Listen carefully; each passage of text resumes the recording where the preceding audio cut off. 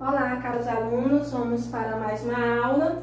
Nós vamos ver agora o modernismo, segunda fase, prosa.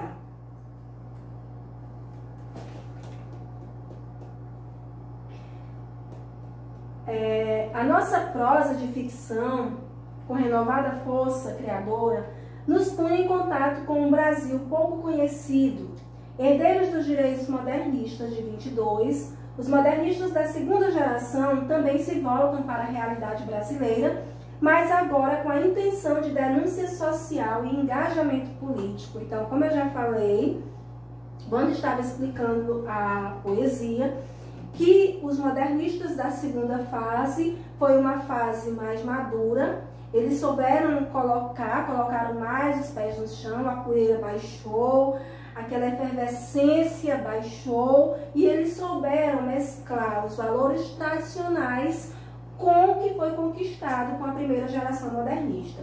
Então, autores dos romances de 30 são Raquel de Queiroz, José Lins do Rego, Graciliano Ramos, Jorge Amado e Érico Veríssimo, dentre outros. Esses são os mais conhecidos da nossa literatura.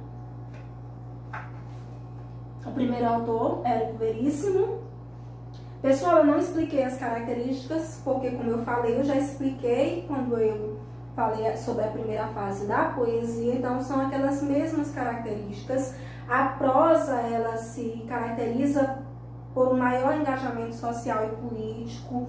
Os autores souberam, colocar temas atuais, retratando o nordestino, retratando os engenhos de cana-de-açúcar, retratando a miséria social, mesmo que seja no lado urbano, mas os autores procuram retratar o lado social, político e econômico do nosso povo brasileiro. Então, Érico Veríssimo, ele nasceu em 1905, faleceu em 1975. É pai de Luiz Fernando Veríssimo, um grande contista da nossa literatura. Foi um escritor da fase modernista, onde a literatura traz a reflexão dos problemas sociais. Sua obra caracteriza-se em 3 fases. Abrange 200, o romance histórico, que é uma das fases. O romance histórico, a principal obra é O Tempo e o Vento, abrange 200 anos de história do Rio Grande do Sul. O Tempo e o Vento, a trilogia de Érico Veríssimo, procura abranger 200 anos da história do Rio Grande do Sul, que vai de 1745 a 1945. O primeiro volume, que é O Continente, narra a conquista de São Pedro pelos primeiros colonos e é considerado o ponto mais alto de sua obra. Romance político, que é uma outra característica da obra de Veríssimo. Romance político, a principal obra é Incidente em Antares. Nesse romance, ele denuncia os males do autoritarismo e as violações dos direitos humanos. Aí você percebe, pela característica da obra, que há um certo engajamento político e social do poeta. Romance urbano. O romance urbano de Veríssimo caracteriza-se pela linguagem acessível, usa a técnica da contraponta. A principal obra é Caminhos Cruzados. As obras desta fase registram a vida da pequena burguesia porto-alegrense com uma visão otimista, às vezes lírica, às vezes crítica, e com uma linguagem tradicional sem maiores inovações estilísticas. Desta fase destaca-se Caminhos Cruzados, considerado um marco na evolução do romance brasileiro. Nele, Érico Veríssimo usa a técnica do contraponto, que consiste em mesclar pontos de vista diferentes do escritor e das personagens, com a representação fragmentária das situações vividas pelas personagens. Principais obras aí de Érico Veríssimo: Clarissa, Música ao Longe, Olhai os Lírios do Campo, O Tempo e o Vento, Incidente em Antares. E além dessas obras, Érico Veríssimo publicou contos, livros de literatura infantil como Fantoche, ensaios e críticas de literatura. Aí são obras de Veríssimo. Graciliano Ramos é um dos principais escritores romancistas dessa segunda geração do modernismo brasileiro. É o principal dos romancistas dessa geração. É considerado o maior representante da geração neorrealista nordestina, né, porque é um poeta, um escritor que o seu engajamento social ele é muito forte, muito presente. A presença de elementos reais é forte na obra de Graciliano Ramos, principalmente na obra Vidas Secas. Sua obra é considerada como clássica pela qualidade literária. Seus romances tratam tanto do social, retrata a miséria, a fome, a seca e o latifúndio, essas características a gente vê na obra Vidas Secas, como do psicológico, trata da opressão, do medo, da angústia. A linguagem é uma linguagem condensada, sem muita retórica. Também romance crítico, de tensão entre a personagem, o meio, natureza e sociedade, romance de esquerda. Acusado de ter participado da ANL, Aliança Nacional Libertadora, passou por várias prisões. Foi levado para a Ilha Grande, no estado do Rio de Janeiro, onde permaneceu 10 meses encarcerado. Dessa experiência nasceria Memórias do Cárcere, que é uma das obras principais do autor Graciliano Ramos. Essa obra ultrapassava os limites do pessoal para se tornar um importante depoimento da realidade brasileira da época e uma denúncia do atraso cultural e do autoritarismo da era Vargas.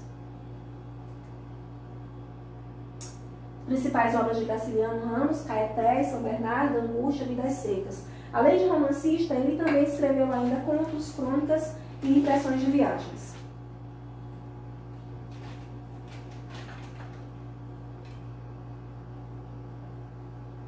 Deixa aí. Vidas Secas.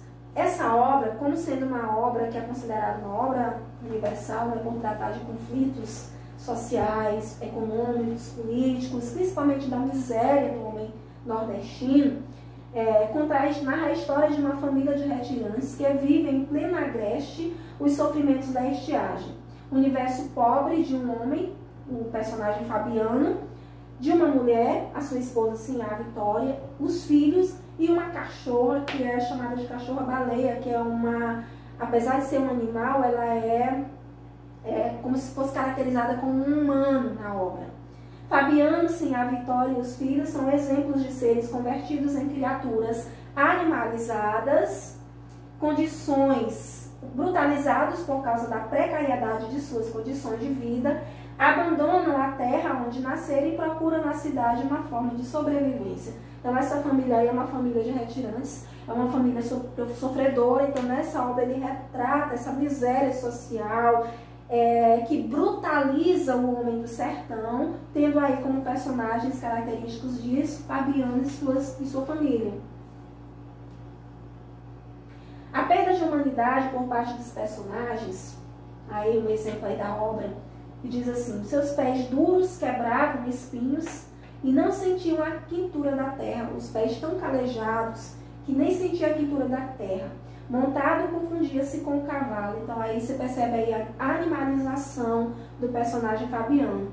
O discurso é um discurso indireto livre, um dos mais importantes recursos narrativos de Graciliano Ramos, cuja retórica e de muitos verbalismos parece se alojar no interior das personagens, fundindo homem e paisagem, ação e processos mentais. Ao longo desse romance, é muito comum as vozes do narrador e das personagens se confundirem.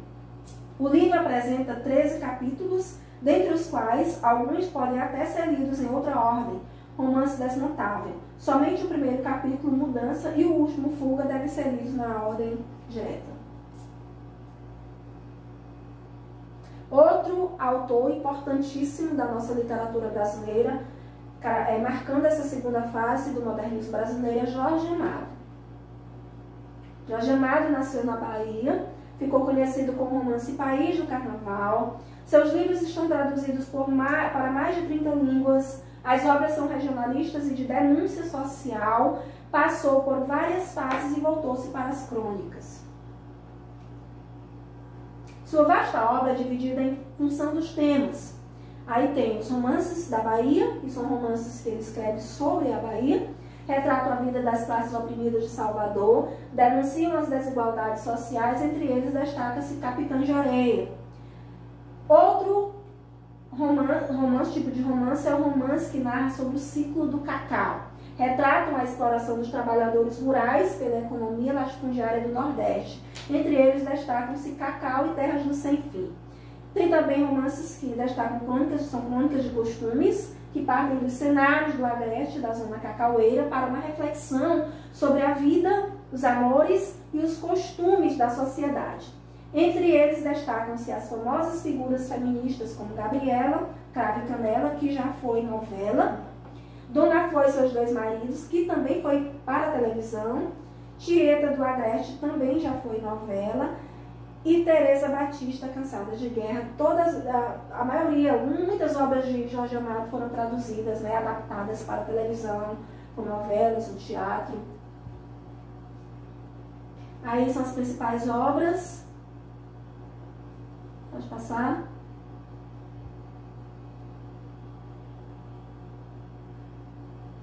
Gabriela, Cravo e Canela é uma obra que é dividida em duas partes, que são em si divididas em outras duas. A história começa em 1925, na cidade de Ilhéus, na Bahia.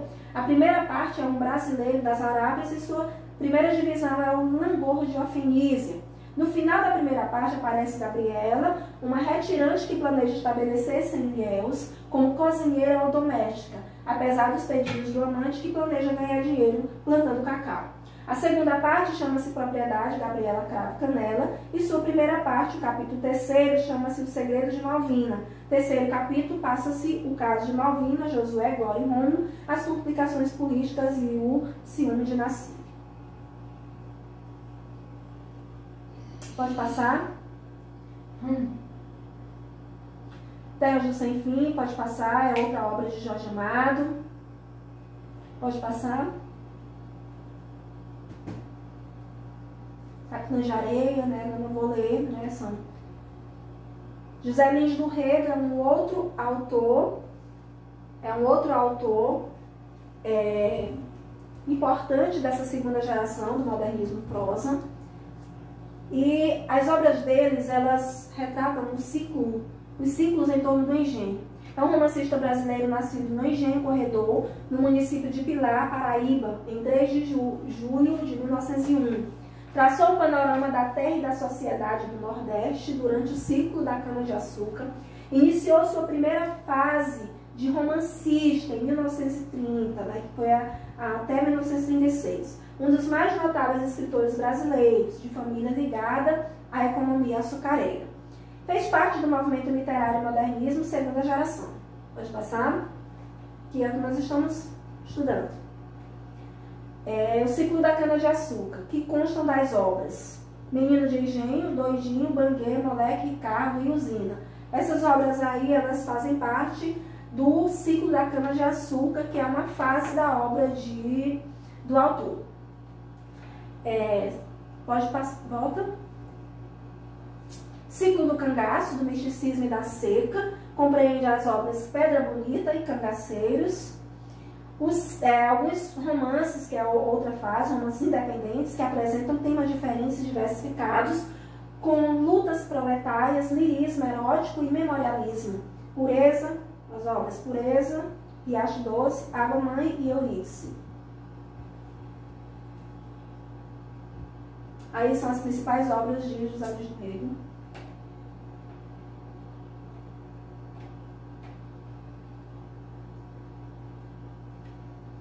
Resumo de Menino do Engenho, né, onde ele trata da questão da decadência, né, do açúcar. Coitado de Santa Fé, já o conheci de fogo morto. E nada é mais triste do engenho de fogo morto. Uma desolação de fim de vida. Ruína que dá à paisagem rural, uma melancolia de cemitério abandonado. Na bagaceira, crescendo o mapa pasto de cobrir gente, melão entrando pelas fornalhas, os moradores fugindo para outros engenhos, tudo deixado para um canto e até os bois de carros vendidos para dar de comer aos seus donos. Pode passar, é só resumo do Menino de Engenho. Outra autora importante dessa segunda fase é Raquel de Queiroz.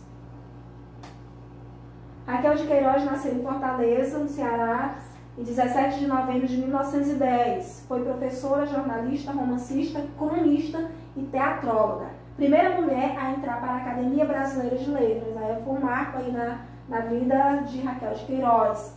Dependente pelo lado materno de José de Alencar. Descendente, claro.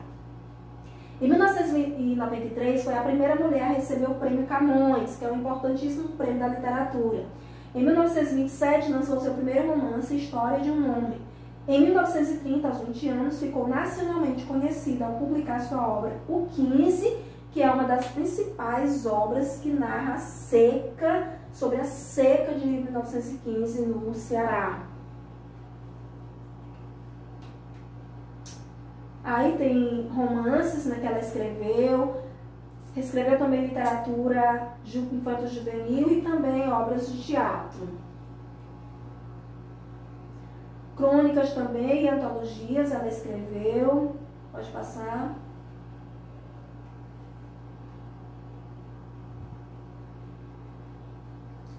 Volta aí um pouco do 15, para a gente ver algumas partes aí do 15, algumas características desse romance. Publicado em 1930, o romance de Raquel de Queiroz renovou a ficção regionalista. A obra apresenta a seca do Nordeste e a fome como consequência. O título evoca a terrível seca do Ceará em 1915. A obra compõe-se de 26 capítulos sem títulos enumerados. É um romance regionalista de temática social, claro, porque ela retrata a seca que aconteceu no Ceará no ano de 1915, assim como as consequências dessa seca para as pessoas daquela época. A linguagem natural, direta, coloquial, simples e sóbria, como é a linguagem da maioria dos modernistas dessa fase. O 15 é narrado em terceira pessoa, composto pelos personagens Conceição, Vicente, Chico, Bento, Cordulina, Josias, Pedro, Manuel, Duquinha, Paulo, Mocinha, Lujinha, Alice, Dona Inácia, Major, Dona Idalina, Dona Maroca, Marinha, Garcia, Luiz Bezerra, Doninha, Zefinha, Chiquinha, Vô. Pode passar. Fala sobre, né, o 15. Essa parte aí fala sobre o 15, como ele se projetou como uma obra nacionalmente conhecida, uma obra famosa da nossa literatura brasileira. Então, pessoal, essa foi a nossa aula sobre modernismo segunda fase. Espero que vocês tenham compreendido. Estudem, bons estudos e boa sorte aí na caminhada. Um abraço.